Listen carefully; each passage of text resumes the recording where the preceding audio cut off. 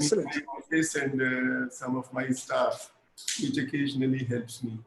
So, Excellent. okay, so I have the luxury to sit in the home and also in the office. Oh, wonderful. Oh, wonderful.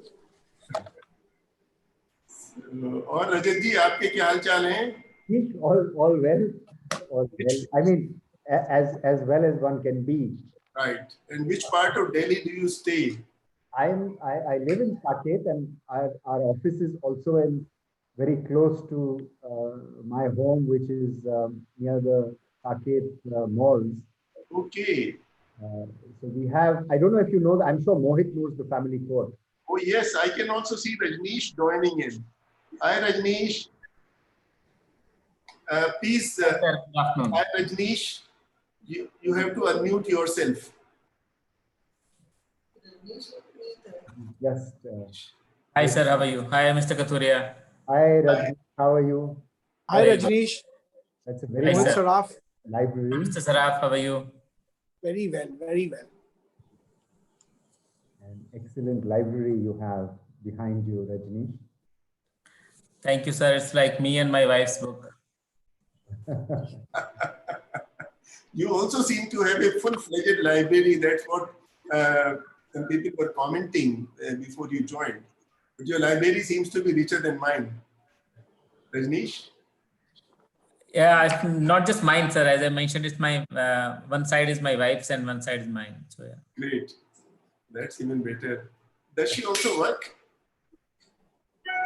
She's an educationist. She used to be teaching. Now she sort of writes. Okay, very nice. Great. Very good. And how is it? You stay in Gurgaon, isn't it? Oh, sorry, Bangalore, isn't it? Yeah, it's in Bangalore, sir. How are the conditions of corona there? Of late, I heard the cases have been rising, but I think generally compared to a lot of other places, Karnataka has done sort of a sort of a job, so to say. But having said that, I think it just 19-20 का फर्क जैसे बोलते हैं. I think that's what it is right now in the country. That's right. I remember when the lockdown opened, Rajneesh, all my partners from my Bangalore office said, this city is as nothing has happened. There's only one case, so we can't stay at home. We are all joining the office. So they all joined back. And then since then, I think the number of cases in Bangalore has gone up. Yes, yeah. I believe Tamil Nadu or someone has extended the lockdown to 31st July. So things are obviously bad there. Yes. And as Mohit is mentioning, somebody going out creates problems. One of my batchmates in this service, he stays in Gurgaon, and he casually, stalling, goes out for tea or coffee somewhere in a corner shop, and he got corona, and he is lying in a critical condition in Medanta these days, and fighting for his life. So it's not safe to take any chances. Yeah, agree. Absolutely. I can see Rekha. Yeah, hi. Hi, Rekha. I've been trying to get in, but I was hearing the nice conversation that was going on before. So But also show your video. Rekha. My video is not on. Sorry. We would like to see you as well. Yes. Yeah. Rekha. I was just admiring all the books in everybody's library. Yes. And Rajneesh has very impressive set of books behind him. Yeah. But and mine are all hidden in the cupboard at the back. So, I mean, not that they are that great, but whatever it is. I just shifted. So I gave away cartons of books to people. Are you in Ahmedabad? Yeah, I'm in Ahmedabad. Yeah. How are things in Ahmedabad? Are they any good? Things in Delhi and NCR are pretty bad. How is it there? I think But it's the newspaper says there are so many cases. I think the issue is not the number of cases, but how these are being managed. People not getting information where they should go, or everyone not having a proper protocol for dealing with patients. Some are told to go home and then they become sick. and Yes. all those things. I think that is worse than actually I think it's 3 p.m. and maybe because if they're live, then we should start. Before we go live, thanks everybody for joining. So just a few sort of quick comment. I don't know whether Gaurav has joined our last minute speaker from Singapore. Dhanendraji, I don't think Gaurav has joined yet. But I thought the way I'll speak for about 3 minutes, and then I will go in the order that I had mentioned. I'll first go to Rajneesh, then I'll go to Rekha, then to Dhanendraji, and then finally to Mohit. And there are some questions that I will ask you, but you can speak broadly on the e-commerce sector as you feel. And then we'll pick up, if necessary, I'll come back and have another round of discussion amongst the panelists. Otherwise, we'll throw it open to the audience. But in the beginning, if you could be, let's say, at the maximum 7 minutes, so that we can come back and engage. 5 to 7 minutes would be good. And the way I thought I'd sort of ask the questions, Rajneesh, I'll ask you about e-commerce in general. What's been the impact of COVID? Rekha, I could ask you on the sort of benefits of e-commerce. Do SMEs really benefit from the larger players? Are there those kind of impacts that you see? And anything else that you want to talk about? And for Dhanendraji, I thought I'll ask you on the competition issues, and also to Mohit on competition issues, maybe relating to, if you want to speak about WTO negotiations, e-commerce negotiations, you can happily do that. Mohit, Dhanendraji on the competition issues in the e-commerce sector and the way we should be approaching. And then Gaurav, when he comes in, he'll talk about his experience as sort of trying to reorient a business model to cope with the impacts of COVID. And then that's the sort of initial. So Rajat, I think. Sorry, I missed the part you were saying about. About? You were saying something you would ask me. I missed that part. So I thought I'll ask you about, what is the impact of these big players on SMEs? Yeah. So okay, that's cool. And I think, Rajat, what I want, hi Rekha, I didn't say hello to you. This is Mohit Saraf. Rajat, what I wanted to say was that since you are asking Dhanendraji anyway on CCI, yes, maybe you can talk to me maybe a little, because I'm also on the national executive of FICCI, and the SMEs and all these guys are also very important. And I'm a co-chair. So I would say I can talk a little bit about business and also talk about a little bit about data protection, because maybe both of us talking on the same issue, CCI, after Dhanendraji, what will I say? He's the authority. So I can talk a little bit about data protection. I agree. I don't intend to take too much time. I'll give a broad flavor of what it is about, how it is going on, and some of the current burning issues in the competition law space, which are causing some concern. We briefly mentioned even about this Facebook Geo deal, where some people are talking about convergence of data and so on. So we can briefly talk about it, but Mohit, you being a professional lawyer, maybe you can throw some more light wherever you feel. I'm basically going to touch upon some of these issues in passing. Wonderful. So Rajat, one more thing I wanted to ask you, that let's assume you make a comment or Rajneesh makes a comment, and I want to add a comment there. So is there a way to do it? Certainly. Just add a comment? Just put up your hand and I'll come to you. Okay, excellent. Perfect. Hi, Gaurav. Welcome. And I come to you at the end, Gaurav, after everybody has spoken. I'll come to you at the end and you can talk about a little bit about your business model for about 5 to 7 minutes, and then we'll see how it goes. If there is time, I'll open the conversation amongst the panelists. Otherwise, we'll go straight to the audience. Gangesh, I think we are live now. Good afternoon, everybody. I hope you can hear me. Gangesh, I can't hear you. Good afternoon, everybody. I hope you can hear me loud and clear. Yes. All right. Very good afternoon and a warm welcome to everybody who's joined us for this one discussion today on shaping India's platform economy in the wake of COVID-19. Thank you all for taking time out and being part of this panel, and a warm welcome to our audience as well. Without further delay, may I please invite our director, Dr. Rajat Katuria, to take over and briefly introduce the panelists and chair this discussion. Thank you. Thank you, Gangesh. Let me echo a warm welcome to the distinguished panelists and the entire audience who is here on the digital platform. As you all know, this is the new medium through which we are reaching out to our stakeholders, and I think we're becoming better at it. But I think we still some ways to go. We haven't hit the peak, but I think we will soon hit the peak. But very warm welcome to you to this panel discussion on shaping India's platform economy in the wake of COVID-19. I won't spend too much time, but I'll make a few brief remarks, then I'll invite the panelists for their remarks. And they will speak for about up to 7 minutes each, and then we'll have perhaps another round of discussion amongst the panelists, and then I'll go to the audience on their questions. But briefly, I wanted to say what a remarkable transformation has happened just in a matter of few months. It wasn't so long ago that our minds used to be boggled at the fact that platforms had grown to be so huge and so large in size compared to their brick and mortar counterparts that had taken years, if not decades, to become what they were. And the platforms actually achieved that scale in a very short period of time.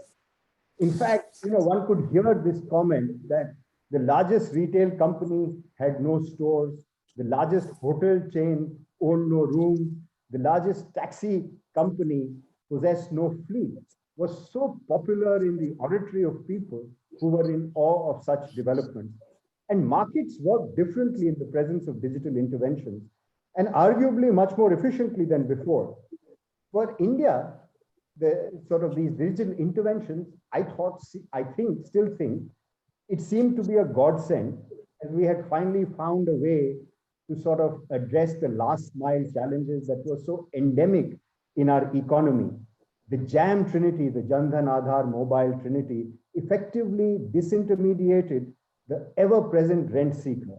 Railways bookings were worked like a charm on the IRCTC platform, and online payments obviated the need for you to stand in queues to make those utility payments. The list of inefficiencies that seemed to be addressed were endless. And at the same time, we were creating newer business models around the digital platform. And this seemed to be an added bonus for India. And all of a sudden, and without warning, the pandemic hit and has thrown the economy, as you all know, into a tailspin. Just like a rising tide lifts all boats, a storm has the potential to drown the boats. Some boats, if you permit the metaphor, or platforms are, however, doing better in the pandemic. The share price of Netflix seems to have gone through the roof. The number of subscribers on Netflix has increased to an unprecedented level compared to the last fiscal. Some platforms are hiring even more to keep up with increased demand. Some are, however, facing challenges and have to reorient themselves to cater to the changing demand. One feature that we associate with technology, and ICRIER does a lot of work in this area, and one feature that you associate with technology is that such technology platforms can hope to be nimble and can sort of move seamlessly within the broad sector to another area to serve the demand.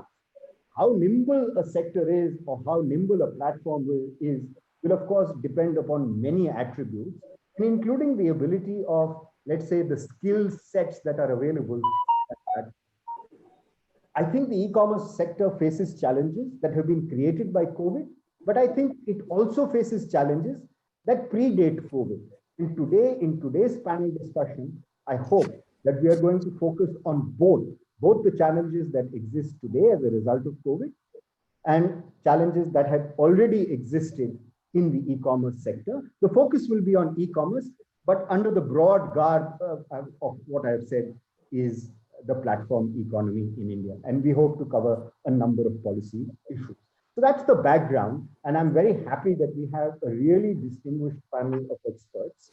I'm not going to spend too much time trying to introduce them because they are all well known and their CVs and profiles can easily be located on Google on the social media platforms. So it's my pleasure to invite and first go to Rajneesh Kumar, who is the Senior Vice President and Chief Corporate Affairs Officer in Flipkart, and leads the corporate affairs for the group's operations both in India and overseas, and directs strategic government engagement. So Rajneesh, I wanted to thank you for joining us, and I wanted to ask you about, tell us broadly about what's been the impact of the pandemic on the e-commerce sector, and how have you coped up with the new demands that are coming up, and what are the challenges, if any, that have thrown up as a result of the pandemic? So welcome, Rajni, and over Thank to you so much. Thank you so much, Mr. Kathuria. It's always fantastic to speak to you, and thanks for inviting me here. I think some of this is sort of obvious now when we look at the needs of managing this health crisis and the need for social distancing. I think it's obvious that a lot of consumers, people are actually wanting to sort of make sure that they get products at home without they need to go out to buy it. So from by natural selection, I think there is a lot of focus on online. And if I sort of go back to the earlier days of lockdown, I think there have been challenges. Of course, supply chain disruption in supply chain was complete fully, and I think all of us, including the governments at both center and state, have been going through that issues on essentials, non-essentials, and this whole confusion around what can move, what cannot move. So I think while in the beginning there was a disruption in e-commerce as well, because the clarity on some of these nuanced aspect was not there. But I think as we worked closely with the government both at the center and state, I think there was a lot of clarity was emerging in terms of what can move and how it can move and what passes are needed, and what are the norms of supply chain robustness from a safety perspective. So increasingly today, and it is about also the fact that e-commerce in India is a marketplace model, and it is not like a standard global model that exists in the other part of the country, other part of the world. Here, the dependency is also on the sellers. We have, for example, almost like 200,000 sellers, 200,000 plus sellers on the marketplace. So when you are actually asking e-commerce to be operating and providing consumers essential or non-essential, we are also talking about the whole value chain to be able to move, including products moving from sellers to the warehouses, from warehouses from one region to another, and to the last, and eventually to the consumers. So there are so many complexities involved in it, and a lot of time, while government in the notification would just say that e-commerce can supply essential or non-essential, but what was not being highlighted was, when you say e-commerce, are sellers allowed to operate or not? And I think a lot of those challenges on the ground in terms of states allowing something or authorities allowing something and not allowing something, I think a lot of those areas created operational challenges for all companies. And I think when we looked at the market, and I think we were not looking at it as an opportunity, we were looking at how can we serve the country, serve the consumers. So what we end up doing in Flipkart was not just to make our warehousing and supply chain extremely safe from following all best-in-class norms of sanitization and other safety norms, but we also built in local partnership. Are you able to hear me? Yes. Yes. Yeah, we also strengthened our play to make sure that we partner with local kiranas, local retailers, FMCG players, so that while things were not moving from region to region, we were able to leverage our local ecosystem to make sure that the consumers continue to get essential supplies. And I think that has been pretty phenomenal, the impact of that to sort of scale up our support from essential service aspect from consumers. Now, as you rightly mentioned, I think during this time there has been absolutely, as I mentioned earlier, there is a flip to transaction. Almost every player in the e-commerce space, and not e-commerce space, but in offline also, is increasingly looking to work collaboratively with online players. So we have been sort of very lucky and to be able to build those partnerships with a lot of these players.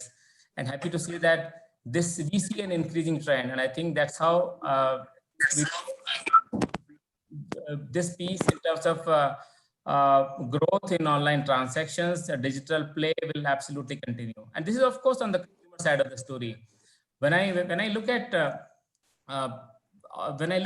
MSMEs, and you sort of alluded to that in the beginning, there has been enormous sort of challenges on that front, because most of these MSMEs have 30-40 people working for them, and I think they have been struggling in terms of the demand, in terms of making sure that they are operational, and some of them have a liquidity issue also. For example, if they're not operational for a month, I think you can imagine the sort of economic difficulties they will go into, and then it'll spiral into livelihood opportunities for people, because MSME sector is the one which deploys huge amount of number of people.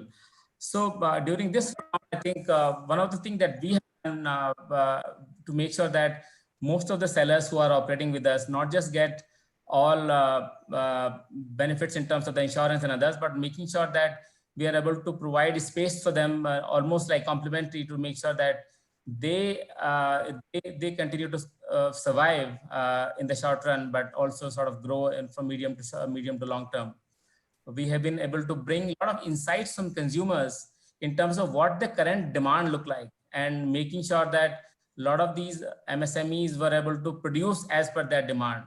For example, a lot of fashion manufacturers, fashion sellers were able to quickly turn around in terms of making masks, and then they were able to be absorbed on a platform.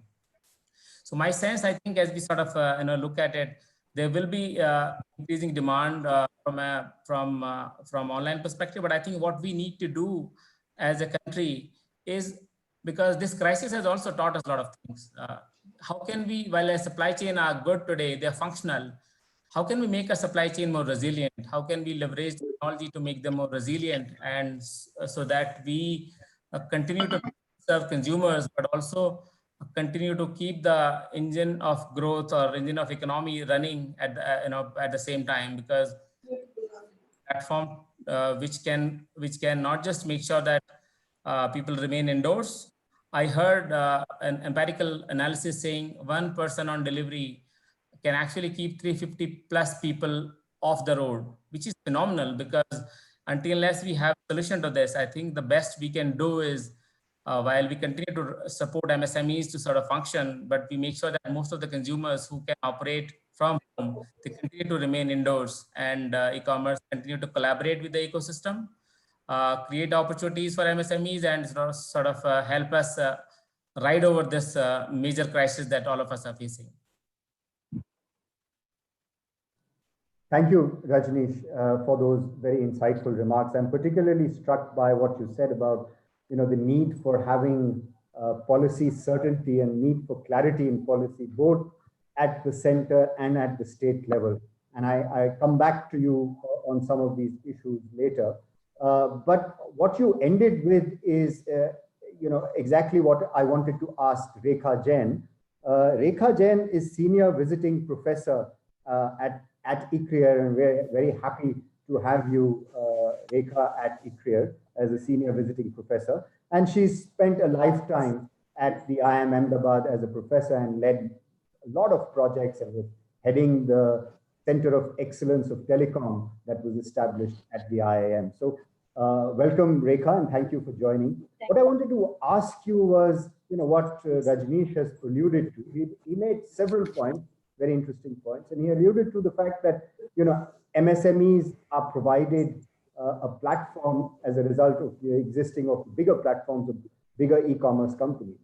Will this continue to be the norm post-pandemic? Is this the way this industry is going to evolve, that you'll have a few large players and then MSMEs, smaller players will find their market through the bigger players, and of course independently as well?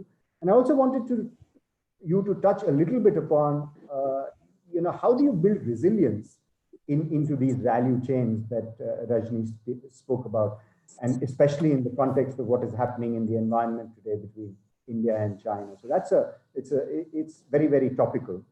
And any other thing that you want to speak about, given your vast experience in e-commerce. So Rekha, over to you. Thank you, Rajat. Am I audible? And yes, you are audible. And may I request others to switch off their mics, and then when you speak, you can turn them on again. Thank you very much. Yeah. So thank you, Rajat, for such a nice welcome and an individual welcome as well. And the question that you were asking, you asked me 3 questions, and I will try and answer, give my opinion of how I see this market evolving in with respect to these 3 questions. Okay, so the question that you first asked me is that, is there going to be the emergence of large platforms on which the large number of, a few large platforms like the Flipkarts and the Amazons and so on, to which a large number of MSMEs will get attached, right? And if that is going to be the model, then there is an issue of certain kind of the ecosystem that, how does that ecosystem operate when they lose their identity in some way? And, they become subsumed in the identity of the larger platform. And the other, so that is the first question that I'd like to answer. Now, I think the first news that really struck me during the lockdown was that Facebook bought a 9.9% stake in RGO, and the RGOs, and one of the models that RGO is working with was working with Kirana stores and through for the e-commerce platform.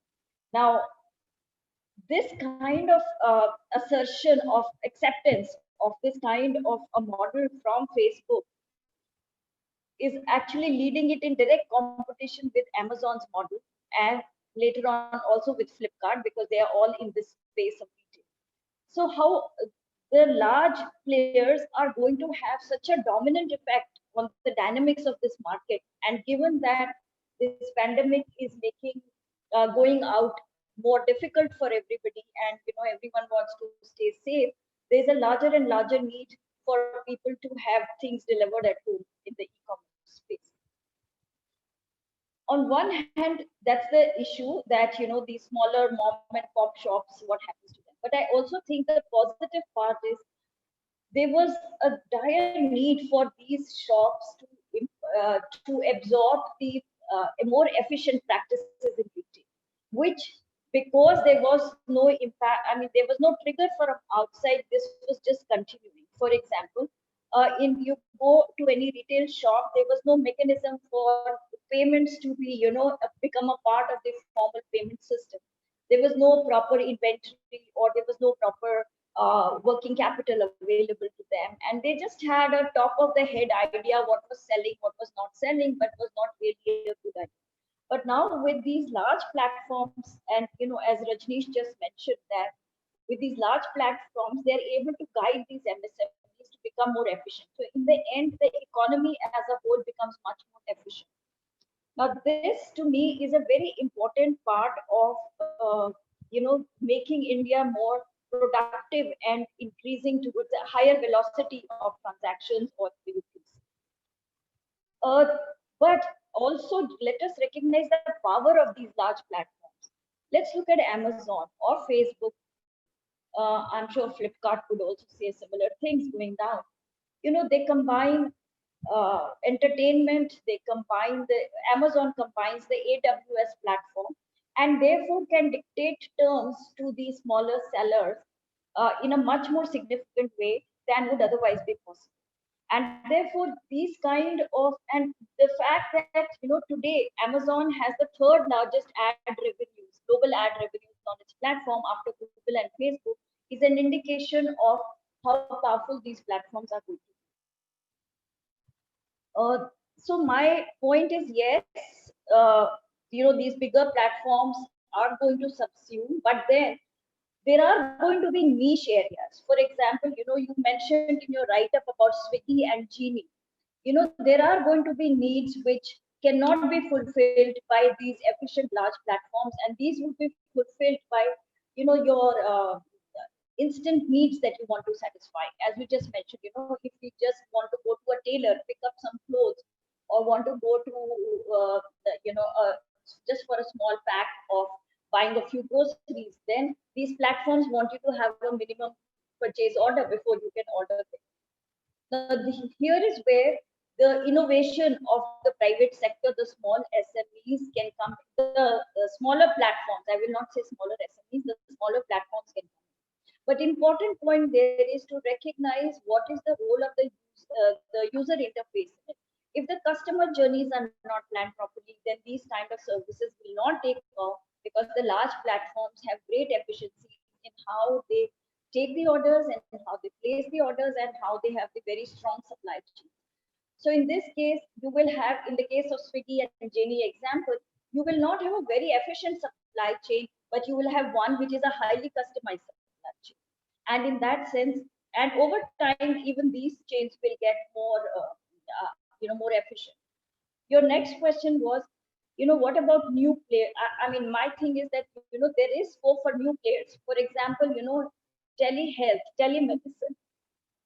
So it's not considered under e-commerce strictly, but this is an example of how new areas of service delivery have emerged in the health sector. And the government has come out with guidelines for telemedicine, giving guidelines as to who can practice on these platforms, how can payments be made, what is considered a consultation, what kind of consultations can go in, and so on. And they're guiding the doctors and the patients how to use these platforms. And the third point you asked was how to build resilience in these supply chains. I think one of the biggest problems with resilience was not having access to data and not having a supply chain sufficiently computerized, not having all the data and information of supply chains. For example, you look at an urban company platform. It is not to bring out any negative things about a platform. So once you've identified the service provider, oftentimes the time that they will come on is a personal interaction that doesn't get recorded on the platform. And then the service, your supply chain is not as resilient, because they may not then follow the practices and the efficiency that are embedded in the large. So how much time more do I have, Rajat? I was trying to do time. Oh, your mic is on mute. Yeah. If you can wrap up in the next 1 minute, and then we'll have another round. We'll come back. Yeah. So I think while the pandemic has given an opportunity for larger platforms to become stronger, there are also opportunities for the MSME sector to become far more efficient, and also the smaller platforms like the Swiggies to find out niche areas where they can operate, and to build in more IT digitalization capabilities. And of course, we must recognize that when we do all of this, we are losing a large part of our population that doesn't have smartphones and cannot access all of these services. Okay, I'm done. Thank you, Rekha, for those wide-ranging and very, very insightful remarks. And I think you're absolutely right that the existence of these large platforms will have an impact, a positive impact on the smaller platforms, especially as we try and formalize our economy in every sense, not only in the e-commerce space, in the product market, but we want to formalize our economy also in the labor market. And that's proving to be a big challenge. And one of the things that Rajneesh and both you and Rajneesh have spoken about is the need to ensure that SMEs and small and medium enterprises and the micro, especially medium enterprises, also remain resilient and they don't shed as many jobs as they have. So we have to ensure that, while we have more formalization, it doesn't come at the expense of creating new jobs in the Indian economy. And the other significant point I think that you've made is, of course, about the power of these platforms and how do you address. So there are positives and there are some challenges that need to be sort of not addressed in that sense, but they have to be recognized in the ecosystem. It's now on that note, it's my absolute privilege to go to Mr. Dhanendra Kumar, who is a veteran IAS officer and has been a chairman of the Competition Commission of India. And therefore, it's the appropriate moment for me sort of pose a question to him, and then Mr. Kumar, you can sort of go into issues that you think are relevant. But do you think that, you know, the deep discounting, the competition issues that had come up with respect to some e-commerce platforms, do you think those are still relevant and will remain relevant in the future? And what are the other competition issues that Rekha was alluding to? You know, the power of size, the power of convergence, the power of, you know, occupying various aspects of the market space. Are these going to be concerns? And if so, is CCI equipped to address these issues given the current state of play? Over to you, Mr. Dhanendra Kumar, and thank you so much for joining us. And let me also say that, you know, it's his inspiration that led us and ICRIER to actually have this panel discussion. Over to you, Mr. Dhanendra Kumar. Thank you, Rajat. It's really a pleasure to come on the ICRIER platform, one of the most prestigious one, highly respected. And I always have valued my association with ICRIER in the past. And I also noticed that the audience comprises a number of reputed people from various cross sections. So it's again a pleasure talking to them. You raised a few pertinent questions. So Rajat, please allow me to elaborate for 5-7 minutes the landscape of competition law, how far it interacts and how it interacts with the e-commerce. First of all, we all know, it is evident that we are passing through very, very abnormal times. It is like a watershed in our living memory, when they would be, as people say, they would be like BC, commonly earlier known as before Christ, now it will be before Corona and after Corona, which is the new normal now these days.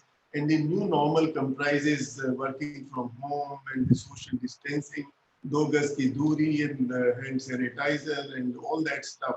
It's becoming a normal thing to stay indoors in lockdown.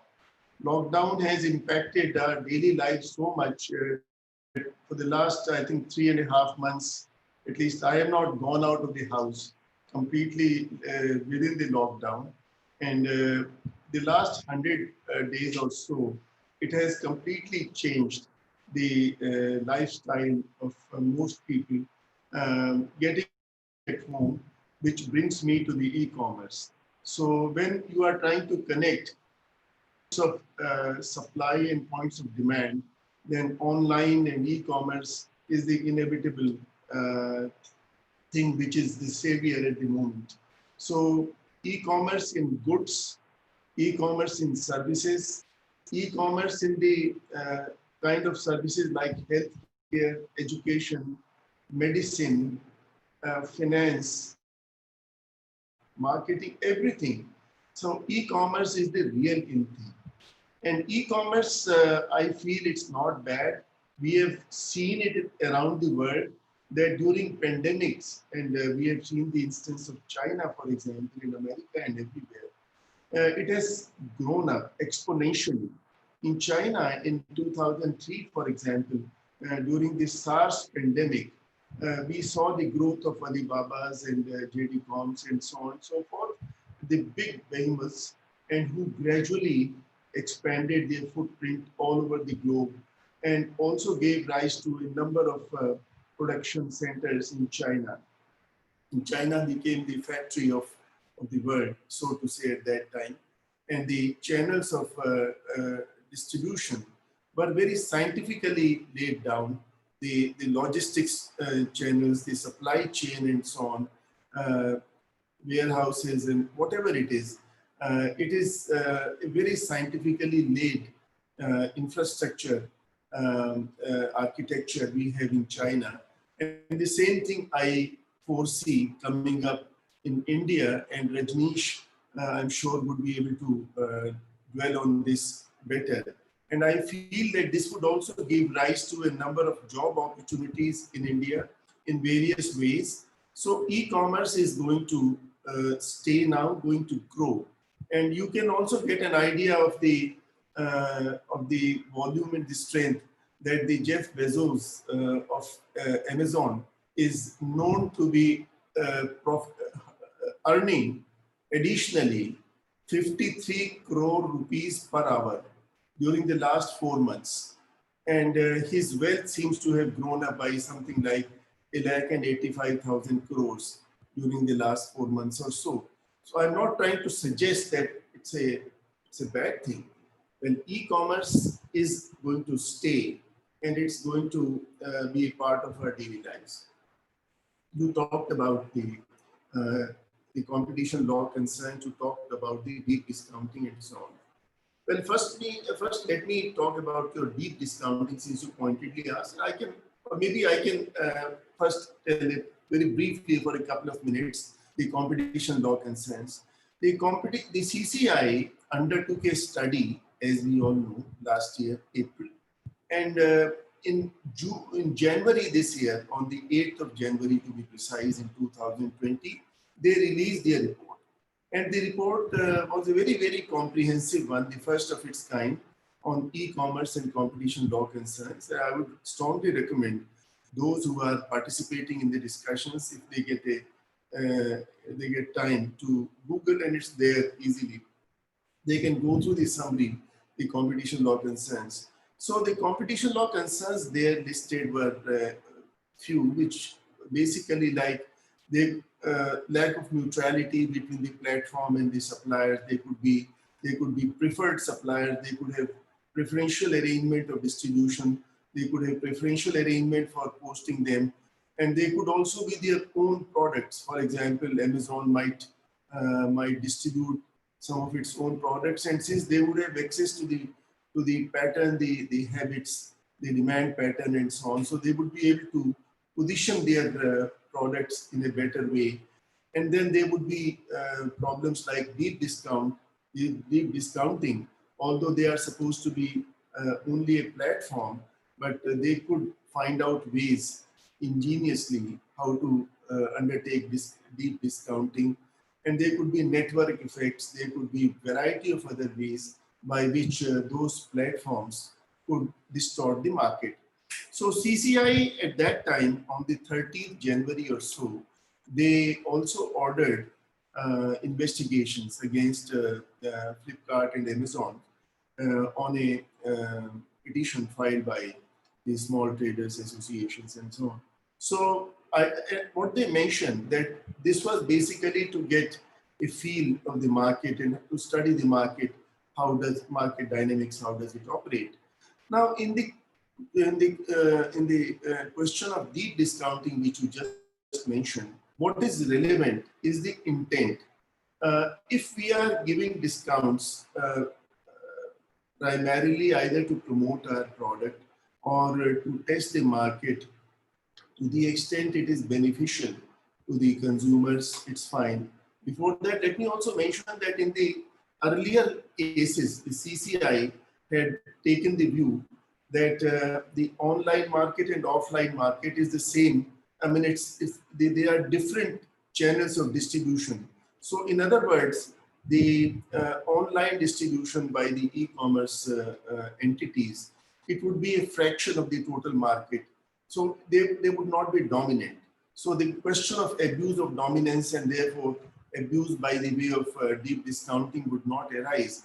But in case the intent is to capture the market, to distort the market, and once you have acquired a sizable share, sizable slice of the market, then preside over it, and then you distort the market in various ways. So intent is of essence. But also in terms of competition law, as you know, there are two pillars. One is the Section 3, which relate to anti-competitive agreements, and when Section 4, which relates to the dominance, abuse of dominance. So in case there is no dominance and the question of abuse of dominance does not arise, then comes the question of anti-competitive agreements, which could be horizontal agreements, could be vertical agreements. In this particular case, there could be vertical agreements when there are preferential arrangements between the platform and the distribution entities.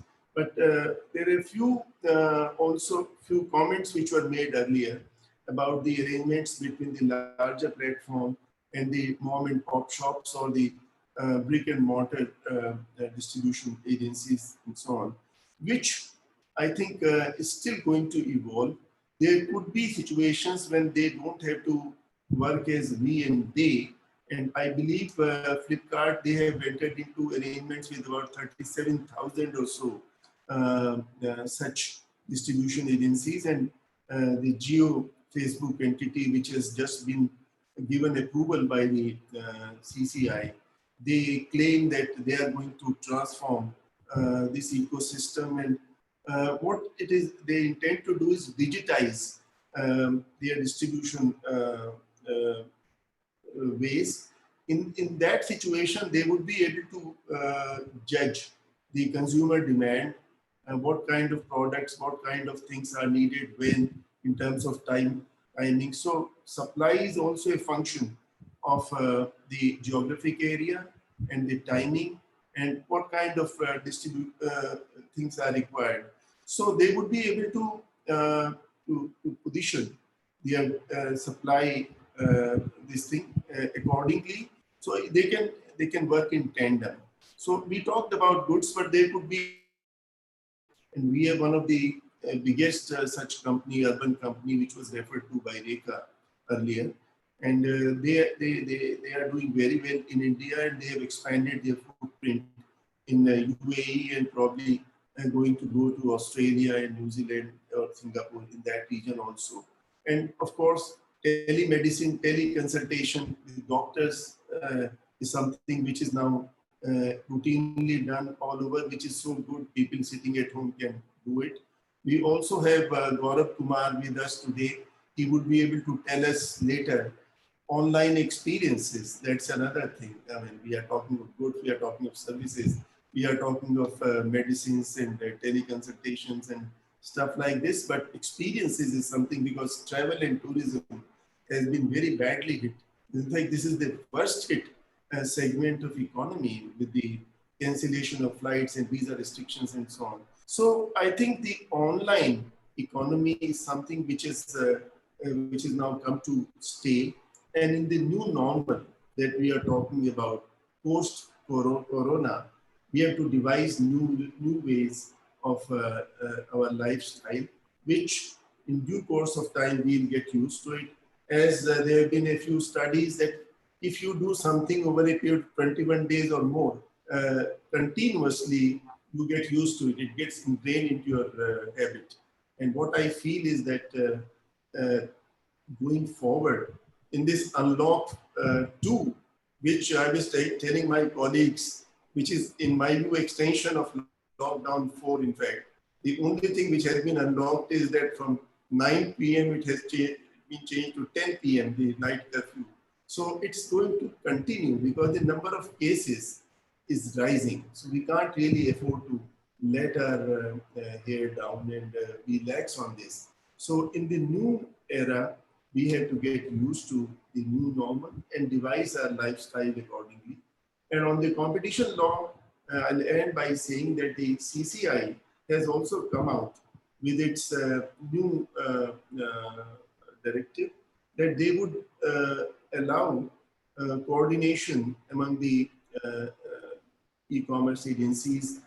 For example, in the development of vaccine, they might need to coordinate on data, or in the case of distribution and logistics. So under the competition law, in the preamble, it's already written, and later on in the various verticals, that in the interest of efficiency, in the interest of development of economy, if anything is required, then it could be considered. So CCI is also going to look at it. Globally, every country has come up with this kind of a relaxation.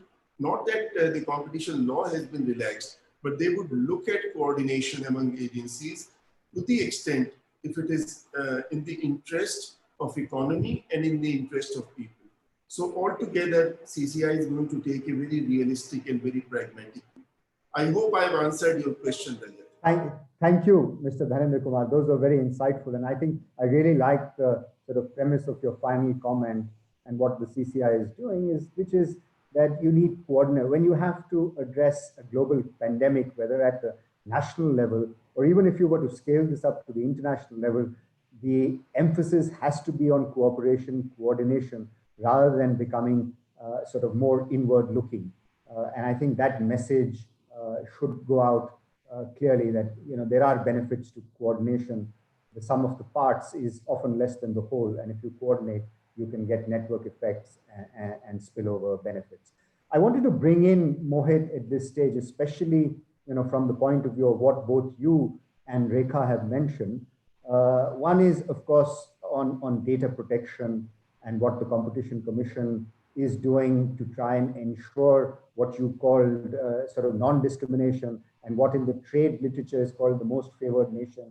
And the numbers that you mentioned, Dhanendraji, are quite astounding, not only about Jeff Bezos, but what Flipkart and Amazon and the number of small and medium enterprises that have been associated with them, and the number that are selling on that platform. And those are huge. Those are very, very large numbers. And as if the behavioral change that you speak about continues to be there, then these numbers could become even larger, and then they will have downstream effects on the economy. So I wanted to bring in Mohit on both those issues. Mohit heads the corporate practice of Luthra and Associates, including mergers and acquisitions.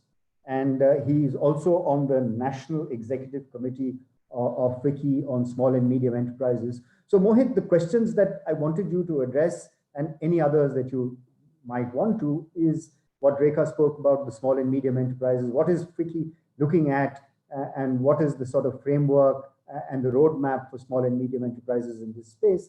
And what are the rules around data protection that you see that will enable and facilitate this ecosystem to grow? And once again, Mohit, welcome to ICRIER. Thank you so much for joining us.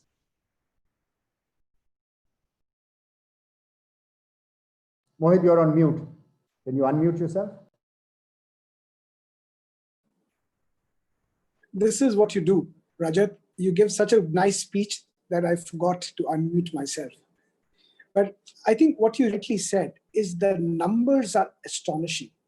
And I was actually going through a study which Boston consulting firm did with Facebook particularly on e-commerce and data platforms and technology platform. And what they say is that the number of users, particularly on e-commerce, among developing countries, the significant increase has been in India, way beyond the numbers.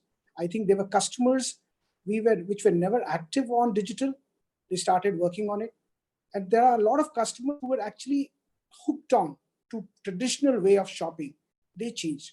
So I would say this is actually, like Dhanendraji said, that this is before Corona and after Corona.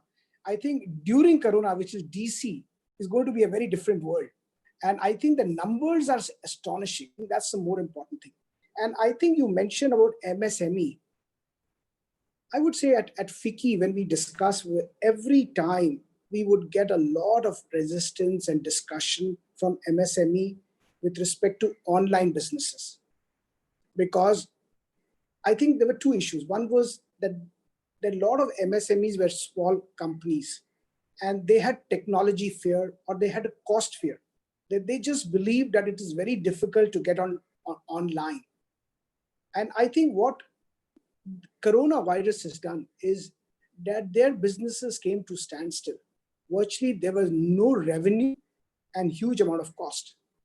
And necessity is the mother of all invention. And to our understanding, 50% of our MSMEs now have web portals.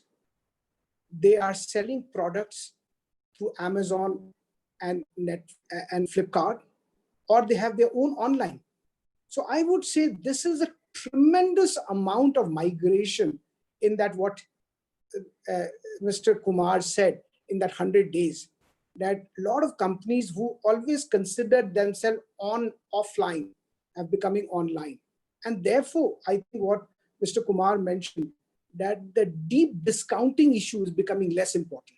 I would say the deep discounting was so important that everybody believed that Amazon and Flipkart have an advantage and they can get them out of business. I would say there have been few changes on the regulatory bit also. I would say the inventory-based model versus the merchant and the marketplace model from the FDI perspective, then what Mr. Kumar mentioned about on the CCI issue, market dominance. A lot of these things have reduced the so-called deep discounting. And the more important was that MSMEs were getting a feeling of left out.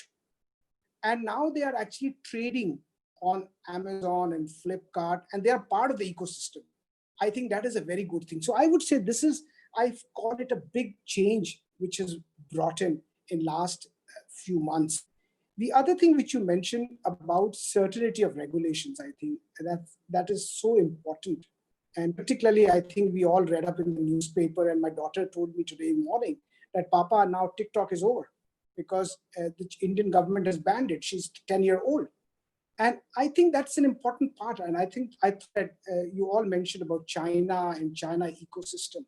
So I would say that clearly, I would say politics is one part of it, but I would say the way the government has banned a lot of these platforms, and Chinese app, I'm sure that this will lead to a lot of invention and a lot of market force in India, and a lot of money will be spent. Before that also, I think the government believes that there is almost $5 billion of Chinese investment in startups, technology startups in India. And they have brought in the law which will protect, I would say, because a lot of these companies are stressed for cash, and the easy funding from banks, soft banks and others have become difficult. And therefore, they did not want these businesses to become target to predatory pricing. I'm not getting into the merits of this discussion, but I would say that really that reason that this ecosystem, I definitely see the ecosystem building up much more.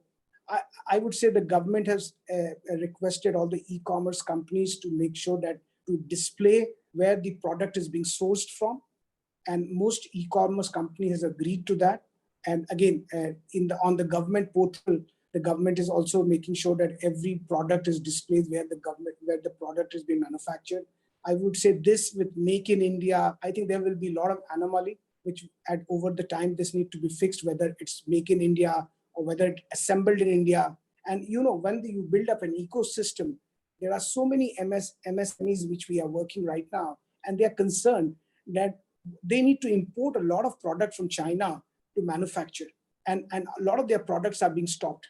So really, at the end of the day, whenever the ecosystem builds it actually starts with import in India, then it goes to assemble in India, and then it goes to Make in India. So I would say it's a gradual process, and I hope that in this difficult environment, in light of the so-called hostility between the two nations, this part of business is looked after, and therefore the small medium enterprises which actually rely a lot of input from China are also able to get their supplies, so they can do value added, and I think you can build a much better ecosystem where you can actually make in India a reality. I would say this is very, very important. On the data protection bit, I think this is again a very, very significant issue. A lot of companies were very disturbed about localization of data. And I think we just heard that really Facebook has invested into not only a telecommunication provider, but a platform. So really, at the end of the day, there are issues on Competition Commission, which probably I think the timing was right, because the platform has not yet happened, but the telecommunication users are there. So I would say definitely it will require CCI to look at these issues more closely, so that the level playing field is maintained. I would say on the other bit is, again, the data protection part. I would say clearly under the IT Act, under the proposed law, the government does have a right to ask for certain non-personal data for delivery of services, for building up evidence-based policies and things like that. So I would say that has put a lot of stress on a lot of players, I would say players in the system. But having said that, I think what we need to find a way out that in a third world country, you may have such instances. But what is important is that let the government get what they need to get, but the business objective of data processors are not destroyed. So really, if you are getting information to make sure the traffic is controlled, now you don't set up a travel agency or a taxi aggregator company and start competing with Uber, whose data you are working on. So I would say there are a lot of checks and balance needs to be brought in, as what you rightly said, so that the rule-making power are more predictable, and therefore people can put that levels of investment in this country, and we can go one way. Rajat? Thank you, Mohit. I'd really like, and I'll come back to you during the question session on some of these issues. Like you rightly raised the issue of, MSMEs have got a new lease of life as a result of this, because, the fear of technology that they had to overcome because they needed to overcome that. And I think that's a very good point, because it sort of also brings them on to a new, sort of, as Rekha was saying, try and make them more formal in the economy, and formalization will have added benefits. And the other thing, which I'm going to come to Rajneesh later on, is to ask him how they are sort of addressing this requirement of labeling their goods or where they are being sourced from. And this is clearly a challenge. Even in free trade agreements, rules of origin are something that are highly contested.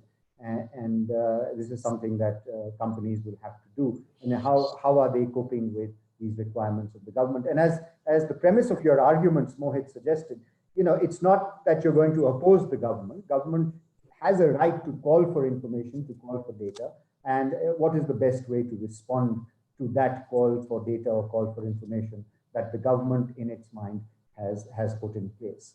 So thank you, Mohit, for those very insightful comments. And I'll now go to Gaurav, our final speaker. And Dharendra Kumar ji has already mentioned that, the travel and tourism industry has been the one that has been the most impacted as a result of this pandemic. And social distancing has meant that you can't travel too much. Even in restaurants, you have to maintain, 30-35% capacity, and a lot of restaurants have chosen to close down. A lot of guides have lost their livelihoods. A lot of travel, portals are doing very little business. So as I said in my opening remarks, technology has this ability to be able to reorient itself, or is nimble enough, especially if you're small, you're able to reorient yourself, you're nimble enough to find other avenues to do business. And as Mohit put it so well, necessity is the mother of invention. So let's turn it over to Gaurav, who runs his own travel tour HQ, and I would sort of recommend all of you to go to the website and Google it. But Gaurav, let us hear your experience. How you manage to sort of cope with this huge disruption in your businesses that you saw as a result of this pandemic? And how long do you see this will last? And will this be a permanent change in your business? So thank you, Gaurav, and welcome to you. Thank you, Mr. Katuria, for inviting me. It's a pleasure to be here. It goes without saying that the COVID hit the travel industry really hard. Everyone talks about airlines and hotels, but I think the people who've been hit hardest are really the tour guides and the small time mom and pop service providers at the local level, who are basically, I guess, a part of the gig economy, wherein they earn as per each service that they provide. And most of them are not on a regular salaried income. So on Tour HQ, we have about 35,000 tour guides from all over the world, including 4,000 from India. And what we discovered is that, it was the COVID cast a chilling effect on our tour guides' ability to earn a livelihood. And what we discovered soon is that we have to do something about it, because many of the tour guides are actually falling through the safety nets that local governments would put up, just because of the fact that they're a part of the informal economy and they earn from job to job. So from our perspective, what we decided, we explored a variety of options, and we came up with an option for conducting tours online, wherein a tour guide, this is assuming that there is a time when the tour guides are able to actually step out of their house, but the traveler still can't come, which is expected to happen. So our tour guides now can basically come out of their house. They can take you on live tours of their city, and guests who are sitting far away in a different country who are also under lockdown and cannot travel are able to experience the thrill of traveling and experience the highs of traveling, learn a new thing. At the same time, they're able to contribute to the local economy and support the local businesses. If you would allow me, I just want to spend about 30 or 40 seconds showing a small interview from one of our guides. His name is Gajendra Singh Rathore. He's a Delhi guide, but was stuck in Kishangarh, where his hometown was. And he was there, visiting there when the lockdown hit. And he was really stuck with no means of livelihood in a city which, although it is his hometown, but he didn't really know what to do there. So this is just some remarks from him that I'd like to share with you. तो मेरा नाम गजेंद्र सिंह राठौड़ है।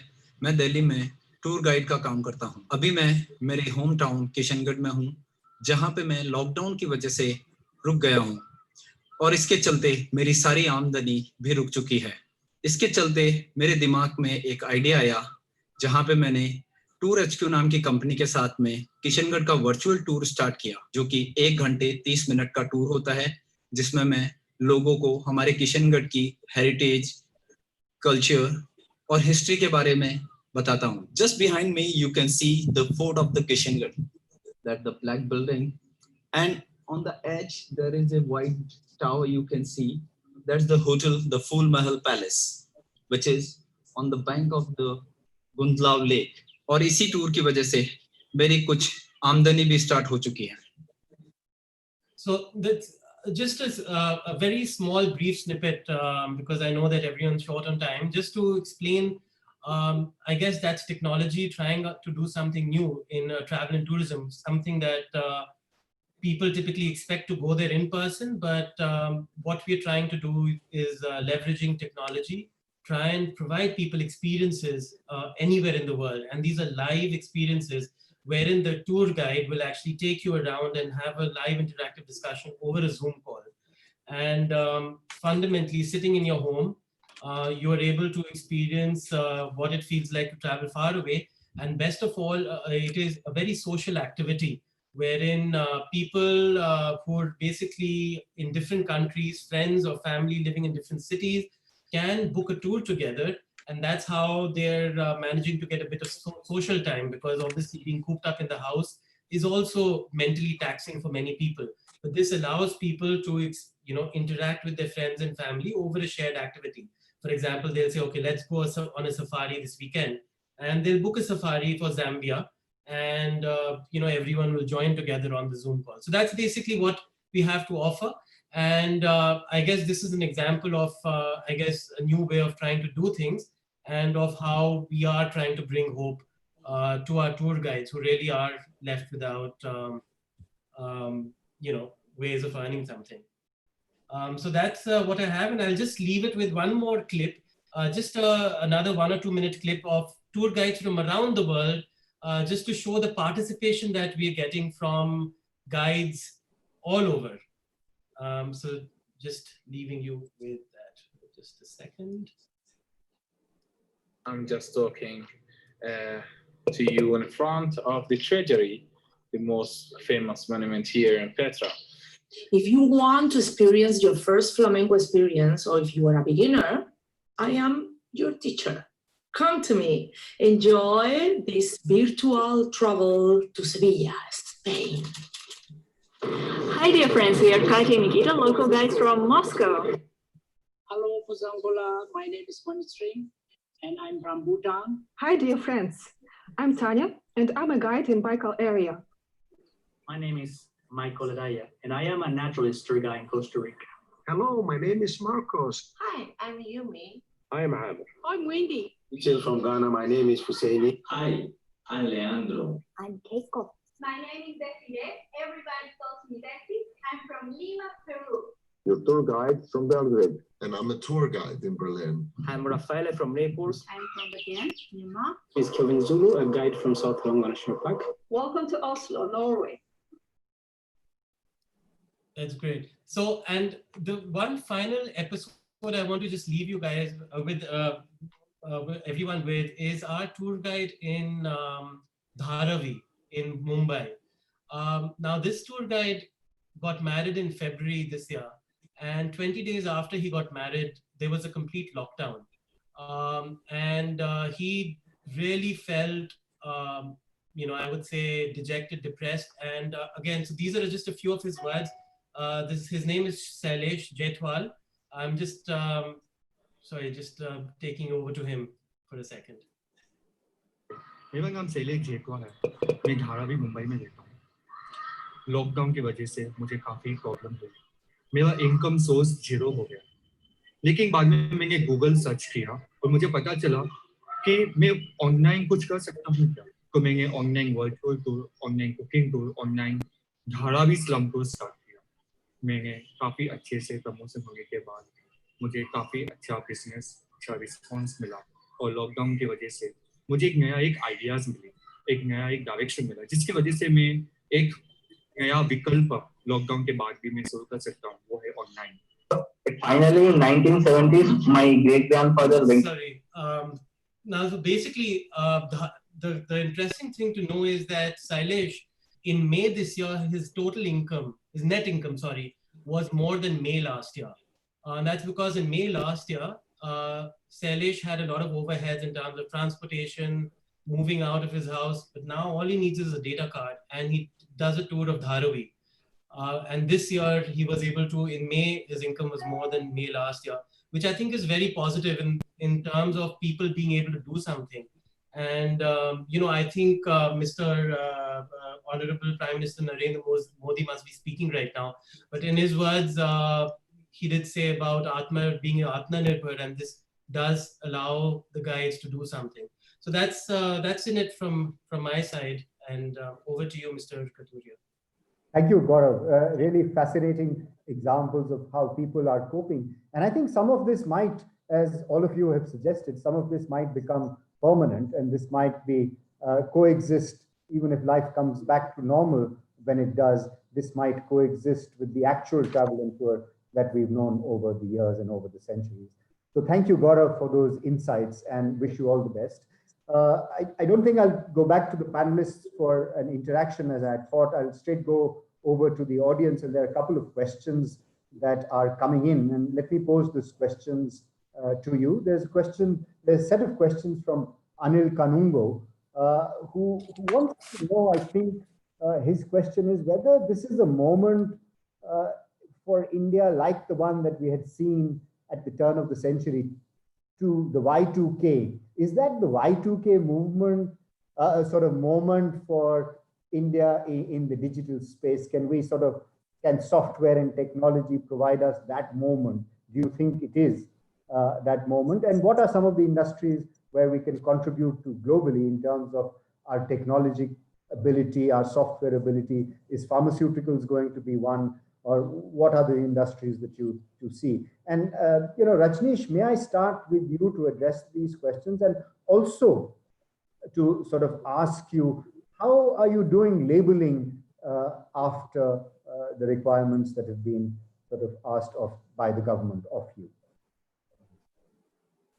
Yeah, on labeling, I think we of course had a one set of meeting, and government is also sort of looking at how do we sort of really define the country of origin in this era of distributed supply chain. So I think some of those conversations are going to sort of be finalized from government side also, because as I mentioned earlier, it's a marketplace model. Hence, sellers who are distributed across the country, and some of them, in tier 3, tier 4 towns, would need to have a sort of a sharper and simple definition of what country of origin they need to sort of define, because they are also getting the product either manufactured, which potentially could have components from around. From expectation from e-commerce player is really largely on from a tech enablement perspective, because as the platform, that option should be available to them to highlight that. But I think more important, important point is what is the way in which sellers should be able to put that. And you sort of course, mentioned in the earlier part of the conversation about assembled in India, and a lot of other constructs that we talk about. I think that definition will need to be sort of simpler for sellers to make sure that they're able to bring in right information for consumers to have a look at. If consumers want to make that as an important factor for deciding what to buy or not to buy. So yeah, so I think we are still there's an ongoing conversation, and government has said that they are also looking at how do you really define the country of origin from distributor supply chain perspective. Thank you, Rajneesh. Anybody else wants to respond to the questions? Is this a 2000 Y2K moment? Yes, Mohit. I would say, I don't know about whether it's a Y2K movement or not, but what I'm seeing is this is clearly a very different moment, and is where you are seeing technology and collaboration. I would say that is really what is important. Whether it's an Arogya Setu app, where the healthcare, the technology providers, and I'm sure these are all companies like Uber and others who have similar app, they are providing help, and there's a lot of collaboration happening. What in this country we are facing is a huge amount of bottlenecks, and physical infrastructure will take a long way before it's get created. I think with post-COVID world, the flow of capital to countries like India would have its own challenge. And I think we all understand those issues. I think the government fiscal position will be very difficult. So I think what I see, what could be a possible great moment which can take care of India's lot of these problems, is that if the government focuses on building open digital ecosystem. And I think that is more important. Government has been focusing on building up more from end-to-end solution. What they need to do is become a facilitator by creating digital infrastructure so that innovators can come and utilize it. I think that is an important thing. Like Diksha, what they've done, that is an end-to-end solution. But I would say that is an important thing where business, scientists, government, private parties, and all these things have to be done in the PPP model. And then that can take care of a lot of our problems. I think if that can happen, if that mindset sets in, where we are working together to solve our problem, and we are considering private parties are part of our business, like it's always public-private partnership. If we can do that, build that huge digital ecosystem where people can come up and provide solutions. Government is not providing solutions. People are providing, innovators are providing solutions. If the government can do that, I think that can probably take us from a $2,000 per capita to maybe like a $5,000 per capita in a short time. Thank you, Mohit. I think that also addresses a question that one in the audience, Sriparna Basu, has asked about, how can you use user-generated content for the benefit, not only for private benefit, but also for public benefit and for public good. And I think you've addressed that question, and that argument has to be nuanced. A number of questions that are coming in obviously relate to the distress in the labor market and the informal workers, and Gaurav has spoken about that, and Rajneesh and Dharendraji have also spoken about that, and so did Rekha mention, having more formalization. So I don't know whether any of you can address this question. I think Rajneesh can. How are companies taking care of the requirements of workers in the immediate sort of aftermath of the pandemic? What are companies doing to take care of workers? And I know for a fact that reverse migration happened, and now there is increased demand for agricultural workers in Punjab, and the Punjab minister has announced that we will send buses to get workers back, and so on. So there is demand for jobs that is coming up, and some workers are going to go back, but the situation is quite bad. So how are companies taking care of the needs of the workers? And that's a more immediate question. And the second question, the more long-term question is, do you think formalizing, and Gaurav and Rekha, you can address this, is how do we introduce more formalization or more sort of protection in the informal segment of our labor markets? And is it desirable? And if so, how do we do it? So Rajneesh, let me go to you first and then to Gaurav and to Rekha. I think it's an interesting question, and I think different companies, based on the model, have treated it differently. We have in a supply chain almost like 120,000 people who are working in warehousing, supply chain, the physical infrastructure that we run. Most of them are full-time employees, and there are full-time contractors. What we have done, unlike a lot of other people, we said that no, we will not a single job will be impacted adversely. So that was sort of a very early in the lockdown. We ensured that all across the whole supply chain, all our employees, both sort of contract as well as full time. I'm not talking about a very large number that will retain the job. And I think the advantage for us as a company, Flipkart, is very focused on Bharat, which is really tier 2 and tier 3 towns, in addition to sort of the top cities. And what really worked while the people who are working in the supply chain are not the ones who are typically the migrants.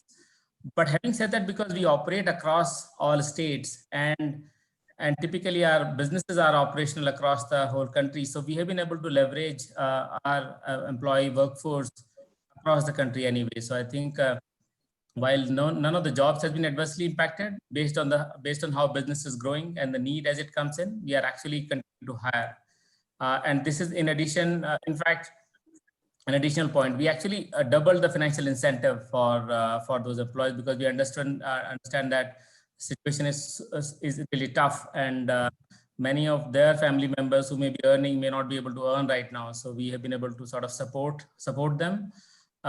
In addition, I think the way we look at to your second question, I think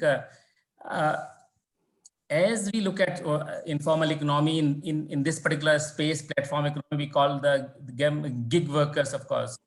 And while there are efforts which we work collaboratively with third-party vendors and partners who are providing them manpower to us to make sure that they continue to have right support system, right social security system. But we also hear that government is also looking to sort of work with platform economy, the companies like us and several others, to see how we can evolve a mechanism which will create a more institutionalized social security system for them. And in fact, we have been running some pilots with some of the other private players on how can we use, for example, a lot of these gig workers who work with many companies, 3-4 companies, or maybe work for them part-time. How can we create a sort of how can they say, for example, seek loans from the market? How will the formal sort of finance economy will view them in terms of their income generations and future?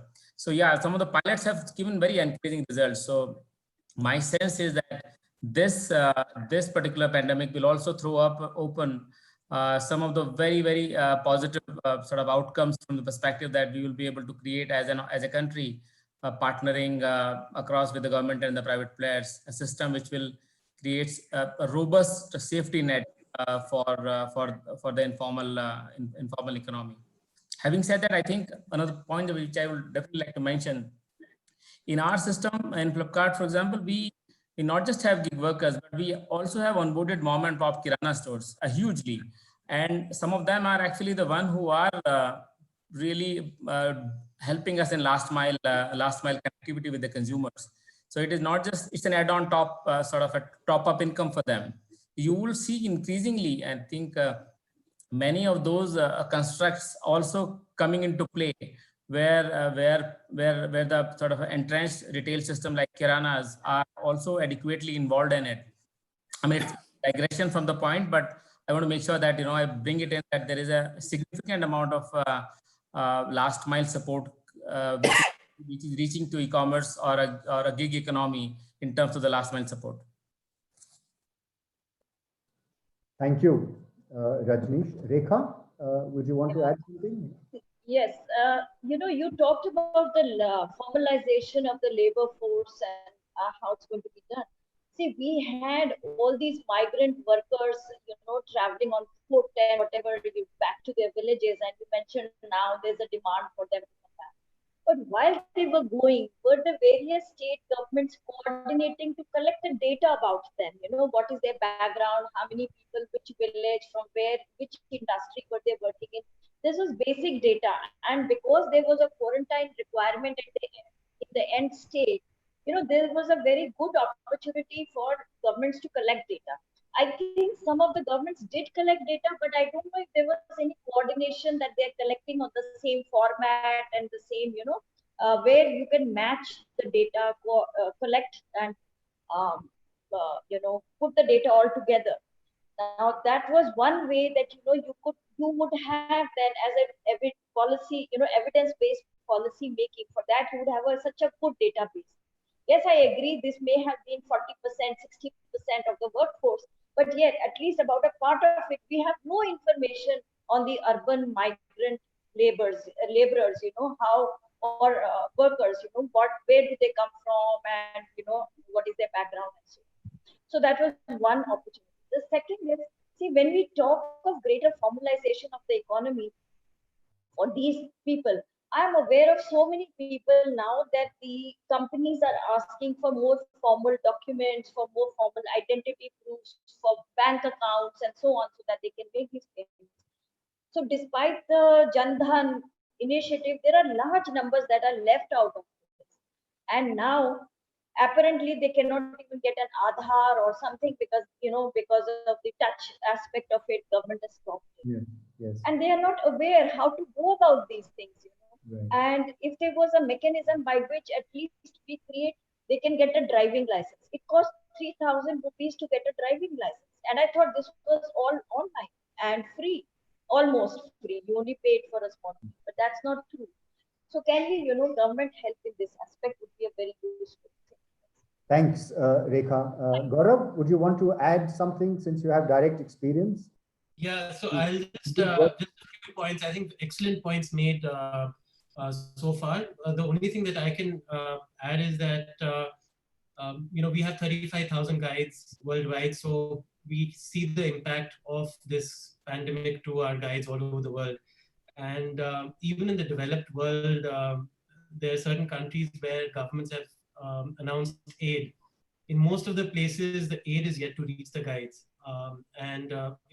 So it's just pretty much across the world, no matter where it is that, at times it does take time to reach. It does fall upon the private sector to try and see what they can do, or the guides themselves, or the people themselves at the, because if it reaches late, it's still it's still bad. Now, unfortunately, I think that it will be great to have some more sort of safety net for guides in India, but I would expect the government would need to manage it through policies, and globally, that is what we are seeing. Whatever aid is reaching the guides, largely it is coming through government initiatives, which could be either direct cash handouts or job support, in the sense that incentivizing companies to keep people on the rolls, which seems to be the main thing that is still working, but I think in a very, very limited manner. I don't know how much of that is going to be possible in India. So we do need, I guess, innovation to come in and companies to do their bit to see what is really possible. So that's all I can say. I can just simply say that it's a problem all over. It's not just an India problem, and we really do need a solution, creative solution for this. Yes, yes. And until we talk about the problems, until we have a conversation around those problems, then our stakeholders, including the government, will not be able to recognize. And people like you and people like Rajneesh and Mohit and Dhanendraji and Rekha were sort of there researching, working, and also equally provide the opportunity for the government to look at some of the evidence that has built up and do what they can. Obviously, there is a huge demand, I think, and not only in the context of e-commerce, but in a wider economy sense, to create a social safety net, to create some sort of a safety net for in the conditions of the workers. And this crisis has laid that bare. And I think the government will do something in terms of if not complete formalization, at least some sort of a safety net for people rendered unemployed very, very quickly and don't have anything to fall back on. I'm getting one more question, and maybe I'll make this. Rajat, just wanted, I wanted to add one line here. Yes, Mohit, please. We work with, when we work with gig economy, I think what we see is that most of these employees are not permanent employees, and they are basically contractors, independent contractors, and they are called on whenever is required. And a lot of these companies actually want to create social security network. You know what the problem you're facing is? These companies are fearful that if they create a social security network, they create insurance packages, then the government will pick it up that these are permanent employees. And therefore, that fear of these employees do not get classified as permanent employees. A lot of these companies which want to support them are not able to support. And I think that is an important part to understand that gig economy is going to be there. And I think if you look at the projections, their market depth is going to increase tremendously. And this is the biggest employer. And therefore, if you need to formalize it, remove the risk of these employees become permanent employees, and let these people be a gig economy employees, and let the employer or a contractor provide them the services like insurance and medical facilities and things like that. And I think that is a labor reform which is very urgently required. Absolutely. And Mohit, the sort of balance or the trade-off, if you will, between flexibility and security in the labor market is something that the conversation around that is happening even as we speak. And we are trying to make our labor laws a little more flexible, and we are also trying to extend security to workers that have been denied this feature for a long, long time in India. The last question to all of you, and that, it's a general question, and maybe you can also use it as an opportunity to make your final remarks on this topic, on the future of e-commerce and the platform economy and the challenges that you see. The question is very interesting, and you can interpret it any way you like.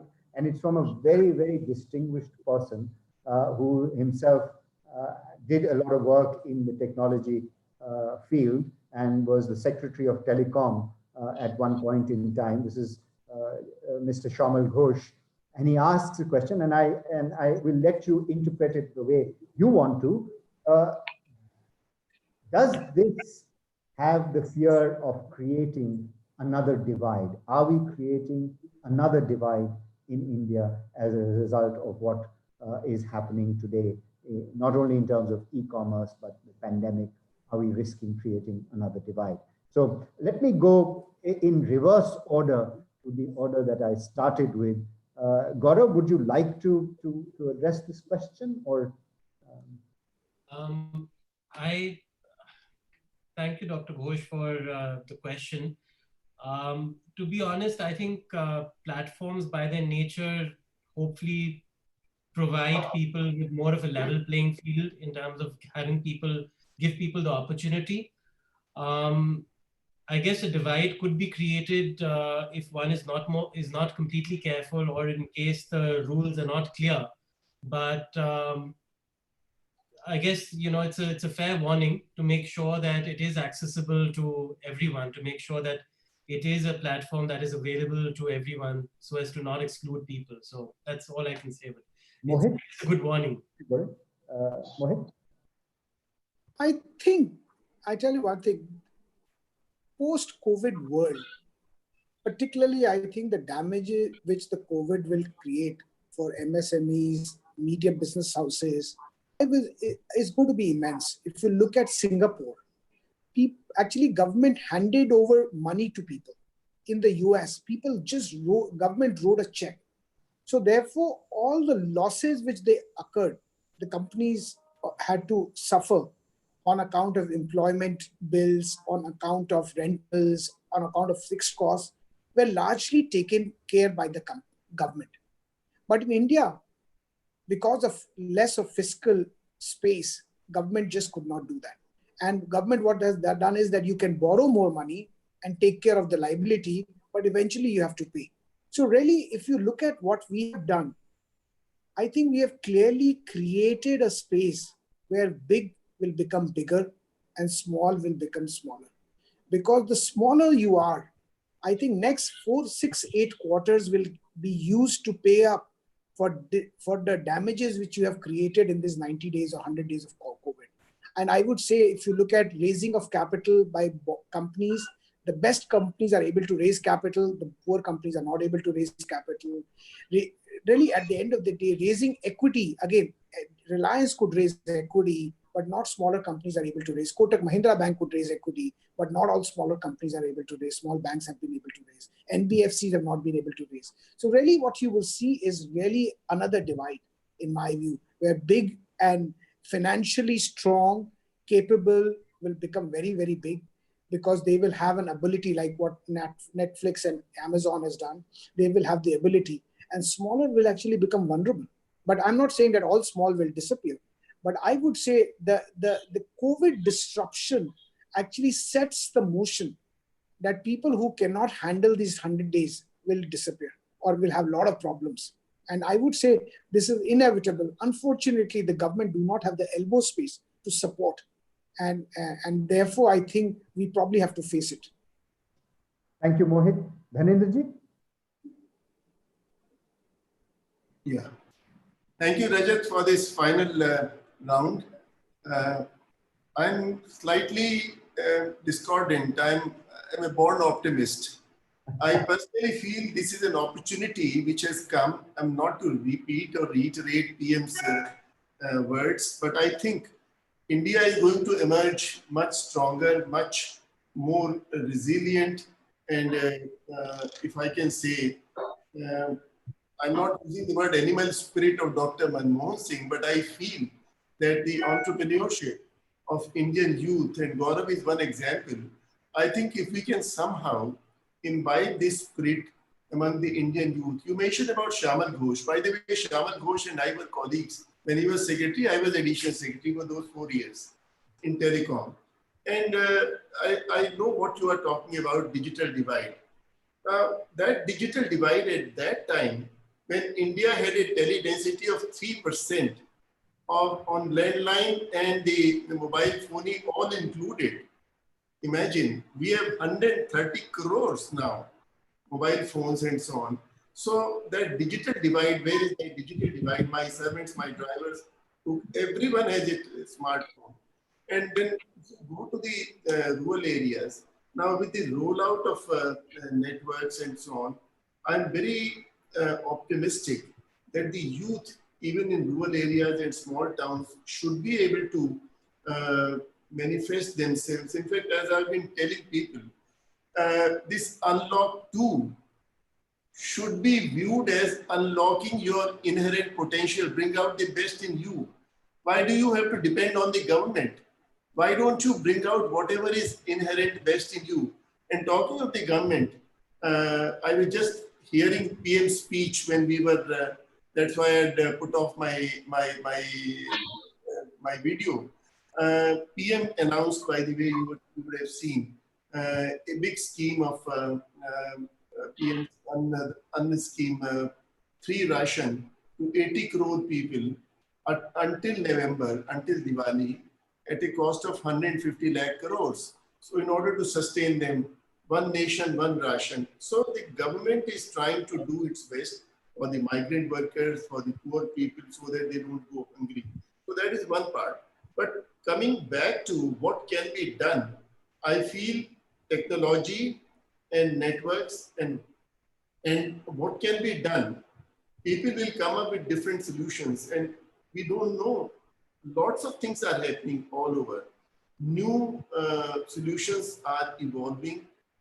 You may call it jugaad and so on, all over India. And once this pandemic is over, I'm sure we would come to know more about it. I'm very optimistic that this is a temporary phenomena, these few months. Of course, everybody has suffered. We have suffered a lot. Everyone has suffered. But at the end of the day, maybe after a year or whenever it is, India will emerge much stronger. That's what I think. Thank you. Thank you, Dhanendraji. Rekha, you there? I can just take one more minute.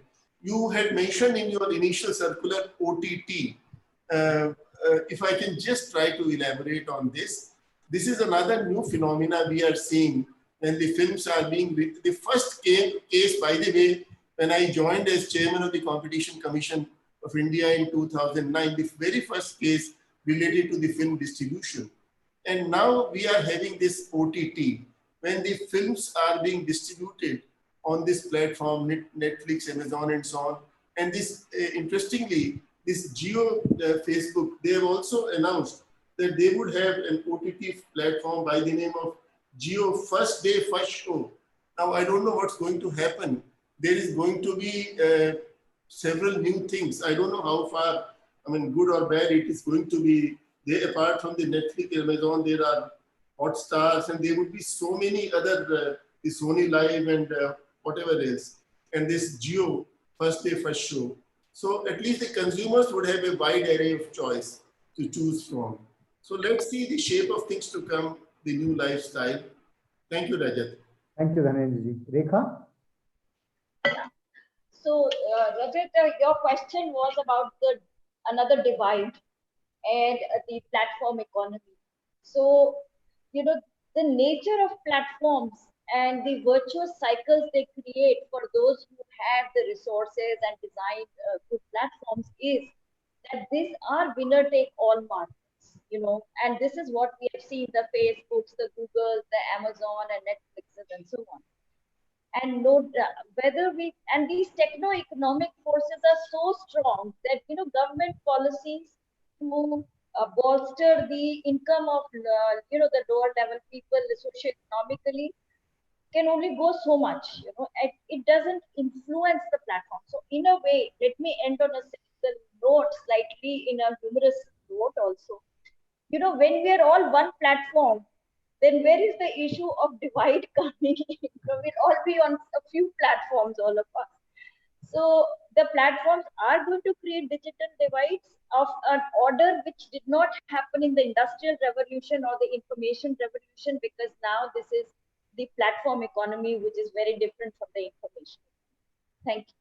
Thank you, Rekha. And Rajneesh, thank you for your patience, and you have the last word. No, I think I'm more optimistic, like Mr. Dhanendra mentioned, and also to an extent Rekha ji alluded to that. See, example is that I see after the lockdown was over, it is not just MSMEs, a lot of these artisans and viewers who we were able to get access to the market were actually also into the play immediately. My sense is, I think, while innovation will continue to play, I think there's no shortcut to that. My sense is, as complex problems need to be solved, I'm sure a lot of new enterprises which are innovation tech driven will come in and solve for those problems. And I think that focus we will need to sort of continue maintaining if you don't want any more divides with the existing play where digital is going to take more eminent role. This will actually bridge a lot of those divides. And my sense, I think, again, next 6 months to 9 months are going to be really, really challenging from an overall growth and economy other perspective. But my sense is that rebounding will be really fantastic and sort of will create more inclusive growth across into the business and economic ecosystem in the country. Thank you, Rajneesh, and this is why such a platform that eCreer, I'm not talking about the platforms that we are discussing. This is why such a platform at eCreer that we have, where we are able to get diverse opinions from experts in their respective fields, and then have a discussion and discourse on that. And maybe there will be a convergence of those views over time. Maybe the divide that we see now will, if there is one, will sort of converge to more sort of accessibility in the future, to create more access in the future. But this has been a fascinating discussion. I think it's been a very rich discussion. And of course, we are in a state of flux. I mean, e-commerce and platforms in general have provided an opportunity this time for doing things that we would not have been able to do otherwise. And at the same time, they are sort of throwing up challenges. I mean, there are other challenges that have come that were unanticipated. Of course, the pandemic itself was unanticipated. And then we have this dispute at the border between India and China, which started off as a political sort of military dispute and a military, tussle. And then it has spilled over into sort of our economic and social lives. And that is also creating issues. And we are in a state of flux. And hopefully the rule making that comes out of this, conversation that we are having and that you are having in your individual sort of lives with the government individually, and that the conversations that we have in the with the government through our sort of working papers, through our research, some of those conversations that you are having and we are having, maybe it will create rules that will make it sort of more robust for our economy to grow in the future. I'm not going to try and summarize this very fascinating discussion, but I'm only going to say thank you all very much. Thank you, Rajneesh. Thank you, Dhanendra ji, as I said, the inspiration behind this conversation. Rekha Jain for coming to ICRIER and now being a visiting professor at ICRIER. Mohit, it was a pleasure to have you here. And Gaurav, thank you for those insights that you gave on how people in the gig economy are coping with the adversity they are seeing in their livelihoods. But I have to also thank the team at ICRIER, Manmeet, who's been sort of always played a stellar role in our face seminars and continues to play a stellar role in our webinars. Thank you, Manmeet, the entire team, and Gangesh, Mansi, were really the pillars, and along with Isha, the pillars of our team in ICRIER that works on technology, that works on e-commerce. I'm going to hand it back to Gangesh now for his final word, but thank you all very much, especially the speakers and the audience that has contributed their time and their wisdom through questions to this fascinating discussion. Thank you so much, Kanak, on behalf of all of us, for me and from all of us. A big thanks to you and your team. Thanks a lot. It was a pleasure. Yeah. Thank you so much to all the panelists, and thank you, Dr. Kathuria, for moderating this. A very special thanks to all of the audience who joined us on YouTube and shared your questions and enriched this discussion with your questions and your inputs. And once again, thank you all, and we hope to have a continuing conversation on these and many other important and interesting discussions. Thank you, and warm welcome to ICRIER's discussions. Thank you. Thank you. Thank you. If you have any feedback, please feel free to email us on mkdia or gvarma@icreer.res.in. We've posted the email address on the YouTube chat link, and we'll be closing the Zoom room right now. Thank you.